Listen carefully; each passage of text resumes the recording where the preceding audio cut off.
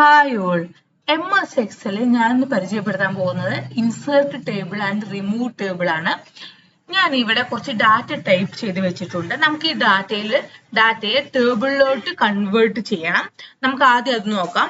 ഡാറ്റയുടെ ഏതെങ്കിലും ഒരു ഭാഗത്ത് കൊണ്ടുവന്ന് കഴ്സർ വെച്ച് Ctrl+T അമർത്തുക. അപ്പോൾ ഒരു ബോക്സ് വരും. ഇതിൽ ചോദിക്കുന്നുണ്ട് where is the data for your table. ഇതിൽ നമ്മുടെ ഡാറ്റ റേഞ്ച് ഓട്ടോമാറ്റിക്കായി സെലക്ട് ചെയ്ത് കിടക്കുന്നുണ്ട്. അത് ഓക്കെ കൊടുക്കുക. നോക്കൂ, നമുക്കിപ്പോൾ നമ്മുടെ ഡാറ്റ ഒരു ടേബിളിൽ വന്നു. ഇതെല്ലാവർക്കും അറിയാം. പക്ഷെ ഇതിൽ നിന്ന് ടേബിൾ റിമൂവ് ചെയ്യാൻ പലർക്കും അറിയില്ല. അതാണ് നെക്സ്റ്റ് കാണിച്ചു തരാൻ പോകുന്നത്. നമുക്കിത് ഡാറ്റയുടെ ഉള്ളിൽ എവിടെയെങ്കിലും കൊണ്ടുപോയി കഴ്സർ വെച്ച് ക്ലിക്ക് ചെയ്തതിന് ശേഷം റൈറ്റ് ക്ലിക്ക് ചെയ്യുക. അപ്പോൾ ടേബിൾ എന്നൊരു ഓപ്ഷൻ ഉണ്ട്, അത് എടുക്കുക. അതിൽ കൺവേർട്ട് ടു എ റേഞ്ച് എന്നുണ്ട്, അത് ക്ലിക്ക് ചെയ്യുക. അപ്പോൾ ഒരു ബോക്സ് വരും, do you want to convert the table to a normal range എന്ന്. ഇത് യെസ് കൊടുക്കുക. നോക്കൂ, ഇപ്പോൾ നമ്മുടെ ടേബിളിലെ ഡ്രോപ്പ് ഡൗൺ ലിസ്റ്റ് എല്ലാം പോയി, പക്ഷെ ടേബിൾ അങ്ങനെ തന്നെയുണ്ട്. അപ്പൊ അതും കൂടി റിമൂവ് ചെയ്യാൻ വേണ്ടി ടേബിളിലോട്ടായിട്ടുള്ള ഡാറ്റ സെലക്ട് ചെയ്യുക.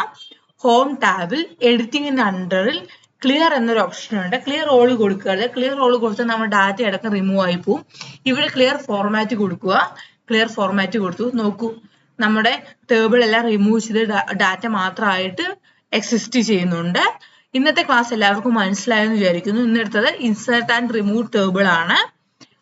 എന്റെ വീഡിയോ ഇഷ്ടപ്പെടുകയാണെങ്കിൽ ലൈക്ക് ചെയ്യാനും ഷെയർ ചെയ്യാനും സബ്സ്ക്രൈബ് ചെയ്യാനും മറക്കരുത്. Thank you. നാളെ വേറൊരു വീഡിയോയുമായി കാണാം.